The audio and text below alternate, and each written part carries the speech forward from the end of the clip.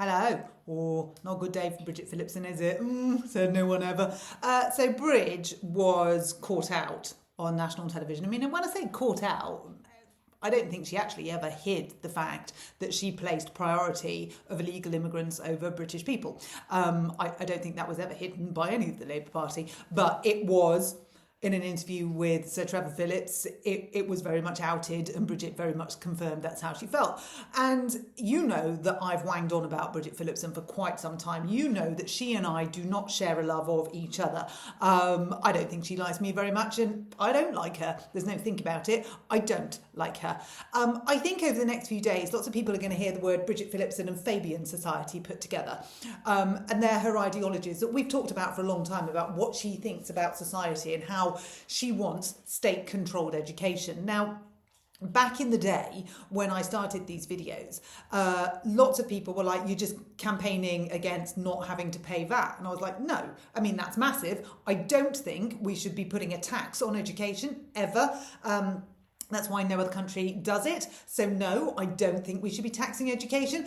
But there's more to it than that. And do you remember I said, look, this is the cornerstone of society. This is the fabric of society. If we can't treat kids well, what hope have the rest of us got? Well, it's coming out in glorious Technicolor. I don't want to be that irritating person saying, I told you so, but I did. Oh, please like, subscribe and share. So, Bridge, with her back to school, is championing what sounds headliney as very good.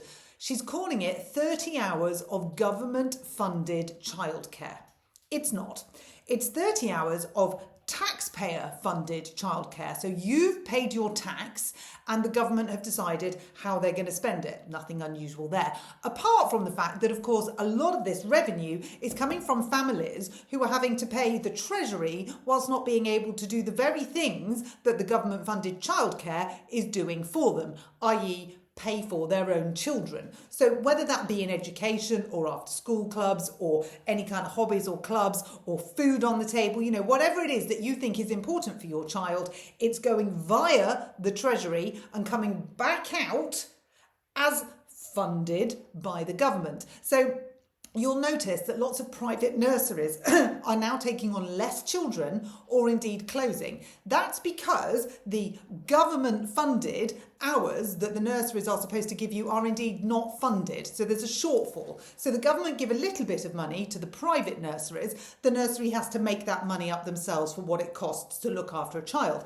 Now, if you're in a state nursery, the government accepts that they haven't given enough money, so they bridge that gap. Private nurseries, they don't. Why don't they do that in private nurseries? Well, of course, a private nursery is, by its name, private and independent. It's independent of the state. So it doesn't have to follow, I mean, it follows a lot of state rules and regulations, but it doesn't necessarily have to follow all of them. The same with the independent school sector. So when you have the independent sector squeezed out and the only option is state, this is where you will find Fabian Society references, which is where we shape society and basically replace the family with state education.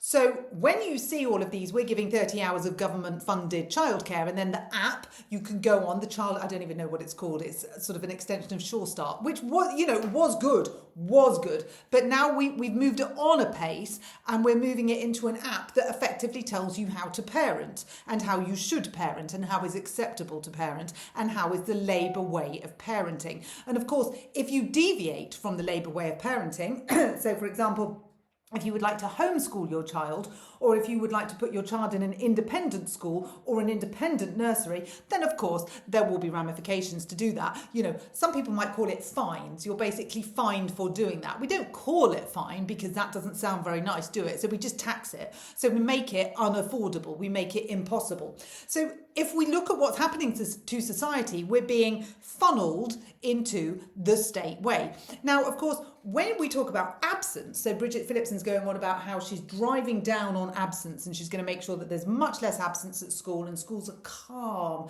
and there's a calmer, disciplined school. I mean, she hasn't been to the Michaela School, which is one of the most famous state schools, famed for its discipline and good behaviour, not in the sort of detention hub style that the state schools are doing, and not in the isolation style that the state schools are doing, but actually by asking parents to sign a code of conduct for their children and everyone being responsible accountable for the behaviour the minute the children get into school, and indeed if they're in their school uniform off premises. No, Bridget Phillipson's doing it old-fashioned style with a cane. We will either fine you or we'll threaten your parents with imprisonment. And the same for home education. If you don't follow our ways, we're going to make it nigh on impossible for you to do it, so you'll be back in the state sector. She wants the state sector to be the mainstream for all children. If you are neurodivergent, then you need to be in a special sector away from the rest of society. We don't need to see you or look at you. We're going to pretend that we're doing the right thing for you without knowing what the right thing is. We're going to pretend that we're looking after your needs, even though we don't actually understand what they are, because we don't understand neurodivergency, which is ironic, because I suspect that a lot of people could actually do with a bit of understanding what it is and how it affects certain children. So we're talking about absence at school, and there's been a big thing about if your child doesn't go to school for the first week of school, if they're absent, then bad things are going to happen to them in life, with absolutely no understanding of why that child might not be at school. No understanding about how that child broke up at the end of last term, had the summer holidays, they were very happy. They weren't at school, they weren't in the trauma-inducing environment that they can't cope with, and then as school has crept back in and closer and closer and closer, the kids have withdrawn, they've gone into themselves. It's overload, they can't cope with it, they don't want to go, and eventually they shut down. But Labour don't understand that. They don't know that. They think that that's special needs that needs to go in a special place over there where we can't see you, we don't want to know about that. No, that's not the state way. So all we want is anyone that can be dealt with by Labour with their posh blazer, but it's not a posh blazer, is it? It's the Labour blazer with the Labour slogan on it. We don't want anything that isn't Labour. Now, I've got notes, reams of notes on here about what people have said about what Labour's doing to education and how it's dismantling it. A lot of people, the free breakfast. I mean, we know that Bridget Phillipson, after her claims on asylum, may well be toast, but that is the free breakfast. She talks about her free breakfast clubs that aren't free. They are taxpayer funded. So whether you want to fund cornflakes and soggy toast is immaterial. You are, because Bridget Phillipson has decided that a state breakfast is better for children than a parent breakfast, than a home breakfast, and sitting around a kitchen table just like this, having a bowl of Cheerios and a piece of fruit or whatever it is that floats your boat. We couldn't possibly have chocolate spread on toast, even if that's what your child likes. No, no, no. We must go in and have whatever it is that the state decrees for 60 pence.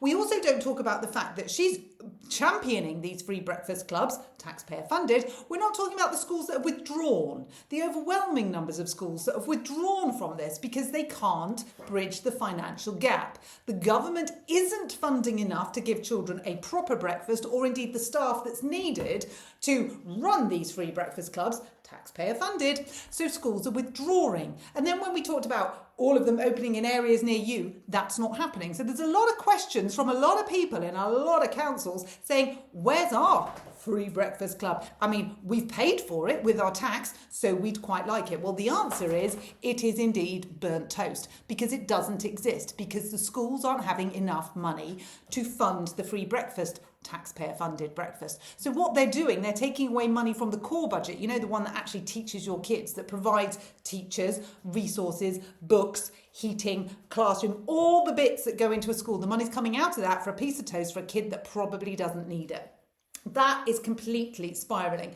Then we're talking about forcing school closures. So when we are talking about how important it is for children to be in education, that's only really for the children who are in the education that Bridget Phillipson likes. If your school has had to close because VAT was imposed on it, well, that doesn't matter. Your education doesn't matter, because where your background is, where you come from, does determine your success as you move forwards. Because if in the olden days, says Bridget, you came from a background like hers, which she has got a massive chip on this shoulder and an even bigger one on this shoulder, despite the fact that she went to Oxford University, the dogs agreeing, even that was the acceptable route to doing well in life. You needed to have come from a bad background. So we're all having elbows out over who was the poorest, who had the worst time, whose parents couldn't afford the heating, that kind of thing. Well, now you will be penalised if you came from a background where your parents paid for your education. Now, only in the traditional sense. We're allowed to pay for our children's education by living in the catchment area of an amazing school, and we're allowed to pay for our children's education by a tutor all year for the 11 plus to get them in the grammar school, and we're allowed to pay for our children's education in extracurricular activities to get them into the said school, and we're allowed to pay for our children's education by renting a house in the catchment area of the outstanding school, even though we live a few boroughs down. We're allowed to do that. What we're not allowed to do is pay for their education. That's going to be taxed because that puts you in a different social demographic, and she doesn't like that. Now, the social demographic is in her head. The social demographic isn't actually playing out because all of the research shows that there are a significant amount of children in independent education whose parents are trying to make ends meet, and there's a big gap in the middle. This is one end and this is another, and they're trying to do that, but they don't actually get it to do that. So what they're doing is they're cutting corners, they're taking on extra jobs, they're doing whatever it possibly takes to get their child into the education that suits their child's needs. Why do they want to suit their child's needs? That's really selfish. We can't suit our own child's needs. We have to pay more tax to suit other children's needs, but not our own. So to suit your child's needs might mean that you want to go to an independent school with smaller classrooms because you may have an autistic child, a neurodivergent child, a child with learning needs that are met by said school. It could just suit the hours that you do better. You could get more wraparound care better. You might just want them to go there, but you're not allowed to do that. You're not allowed to have that choice. That choice is now taxed. That choice now carries a levy of 20%. So for so many children, 13,000 at last count, they're going into the state sector, which doesn't suit their needs. So the calm classrooms that Bridget is talking about are about to be anything other than calm, because now we've got children in the wrong setting, in an overcrowded school without enough money to go round, because the money that is there has gone on a soggy breakfast or it's gone on some kind of after school club, but it hasn't gone on teaching the children, on even providing chairs. And there aren't enough school places. Now, we're not allowed to talk about this because this is embarrassing, so we just shut the councils up, or we fudge it and we change our pupil admission numbers. But the reality is there aren't enough places for the kids that were in the independent sector to go in the state sector. How do we know this, I hear you ask? Well, it's really easy. The kids are at home. I mean, it's not difficult to work out why we don't have enough places. Little Jimmy was at school. They now can't afford to send little Jimmy to school, but the new school round the corner is full. So little Jimmy is at home. So that's how we know children haven't got places in state education. But we don't talk about that because that would be the truth. And we're the Labour Party. We don't do the truth. So we're closing nurseries, we're closing school, we're taxing everybody to help other people's children, but we're not allowing parents to help their own children. We're not allowing parents to know what's best for their children. We're not allowing parents to do what they would like. Unless, of course, you're Keir Starmer or Bridget Phillipson or Rachel Reeves or Angela Rayner, then you can do whatever you want because you're in government, so you can make the rules for all of the other people, but not for you. And if you don't like those other people that are making choices that you wouldn't have made, well, just tax the hell out of them. Why not? Because they don't count, because they wear posh blazers. So there's some of the notes on here, and we are basically stuck with a government that is turning themselves into the Fabian Society, is eroding education as we know it. It's probably the biggest vandal of education ever there was. And it's being run by a woman who voted against a national grooming inquiry. And I remind you what that was investigating: the grooming of children. And that is where we stand today.